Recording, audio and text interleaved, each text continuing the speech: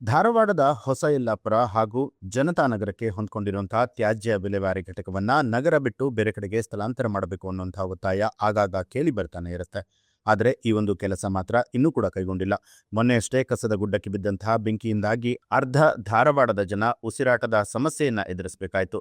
ಹೀಗಾಗಿ ಪರಿಸರ ಕಾರ್ಯಕರ್ತರ ರಾಜ್ಯ ಸಂಘಟನೆಯ ಧಾರವಾಡ ಜಿಲ್ಲಾ ಘಟಕವು ಪರಿಸರಕ್ಕಾಗಿ ನಾವು ಅನ್ನುವಂತಹ ಘೋಷವಾಕ್ಯದ ಅಡಿಯಲ್ಲಿ ಕಸ ವಿಲೇವಾರಿ ಘಟಕದಿಂದಲೇ ಮಹಾನಗರ ಪಾಲಿಕೆಯವರೆಗೆ ಪಾದಯಾತ್ರೆ ನಡೆಸಿತು. ಹೊಸ ಯಲ್ಲಾಪುರದ ಕಸ ವಿಲೇವಾರಿ ಘಟಕದಲ್ಲಿ ಪದೇ ಪದೇ ಕಾಣಿಸ್ಕೊಳ್ತಾ ಇರುವಂತಹ ಬೆಂಕಿ ಹಾಗೂ ವಿಷಕಾರಿ ಹೊಗೆಯ ಸಮಸ್ಯೆ ಅನೇಕ ವರ್ಷಗಳಿಂದ ಆಗ್ತಾ ಇದೆ. ಇದು ಜನರ ಜೀವನಕ್ಕೆ ಕಂಟಕ ಆಗಿದೆ. ಈ ಸಮಸ್ಯೆಯನ್ನ ಬಗೆಹರಿಸದೆ ಬಿಟ್ಟಿರುವಂಥದ್ದು ಈಗ ದೊಡ್ಡ ಸಮಸ್ಯೆ. ಈ ಕಸದಿಂದಾಗಿ ಅನೇಕ ಕೆರೆಗಳ ನೀರು ಕೂಡ ಕಲುಷಿತವಾಗ್ತಾ ಇದೆ. ಕೂಡಲೇ ಮಹಾನಗರ ಪಾಲಿಕೆ ಸಮಸ್ಯೆಗೆ ಮುಕ್ತಿ ಕೊಡಬೇಕು ಅಂತ ಹೇಳಿ ಪಾದಯಾತ್ರೆ ಮೂಲಕ ಒತ್ತಾಯ ಮಾಡಿದ್ರು.